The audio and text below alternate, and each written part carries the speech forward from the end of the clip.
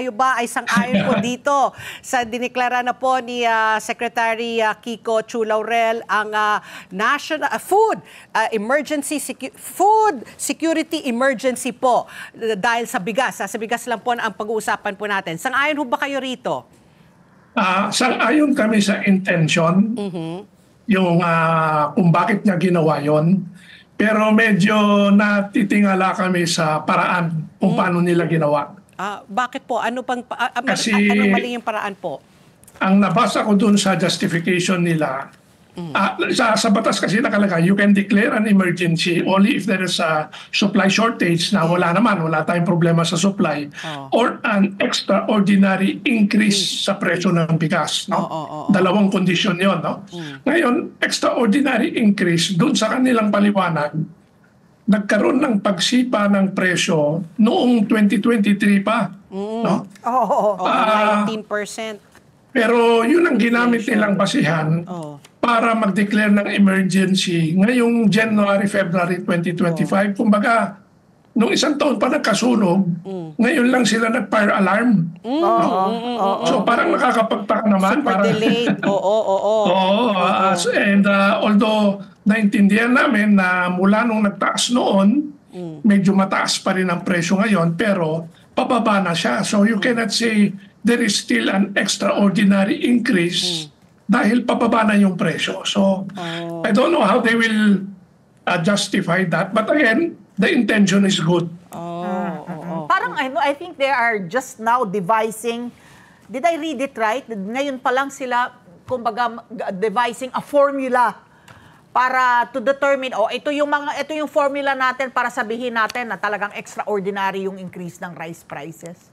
Well, ang alam ko may formula na. Kasi bago mag-recommend yung National Price Coordinating Council, they are supposed to devise that formula.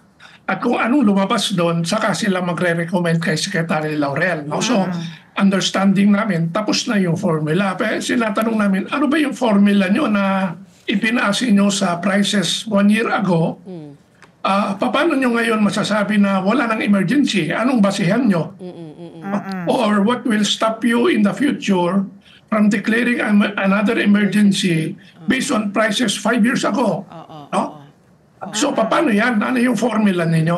So Karaul, ito po isa sa mga dahilan rin na sinasabi aside from the rise extraordinary price increase, 'di ba? Tsaka yung shortage na dapat 'yun ang nagiging basehan para magdeklara ng food security emergency ay yung yung pag-release po ng buffer stock po ng NFA sa kanilang mga warehouses. Hindi kaya ito yung totoong dahilan kung bakit po sila po ay nagdeklara po ng food security emergency para po mailabas bago po mabulok kasi 330,000 metric tons po ang pinag-uusapan po natin rito.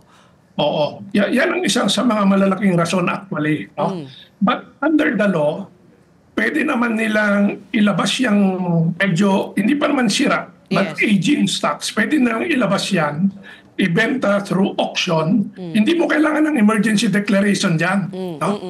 And last year, when we had several typhoons, nagtataka kami, bakit hindi sila naglabas ng buffer stock? When those stocks are supposed to be for victims of calamities. So, iniwan nila yan sa bodega, and then ngayon paparating na yung bagong anis. Sabihin nila, wala kaming magawa, kailangan namin ilabas ito at kailangan mag-declare ng emergency para maibigay namin sa Kadiwa at saka LGU. But again, there is always the option to sell that through auction. Or if kung gusto nilang paluwagan yung mga bodega nila, di ilipat nila yung stocks nila rito sa Manila. Para ma-absorb yung incoming harvest. So why do you think they delayed? Ano kaya yung hindi naman kailangan ng rocket scientist, 'di ba, to figure this out na pwede mo naman i-auction. Bakit hindi pinakawalan? Bakit naghintay na parang nag-age na, na malapit na sa hindi po pwede i-konsumo? Ano po yung naging kadahilanan kaya po? I can only speculate, Kasi kung ako yung nasa NFA, gusto ko makapagbenta ng bigas dahil dyan pala sila kumuha ng sweldo nila, dyan sa benta ng bigas. Wala silang subsidy from the government for salaries and overhead. No? So kung ako yun, ibinenta ko through auction or whatever para Mababa. magkaroon ako ng pera. No? It's possible, naalala nyo last year or 2 years ago, nagkaroon ng bulilyaso dyan sa NFA dahil sa pagbibenta ng aging stocks, natanggal yung administrator. Opo. At saka nagkaroon ng Kasi suspension.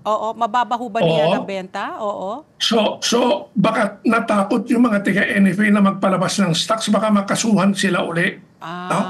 And then it's possible that some of their people will remain suspended.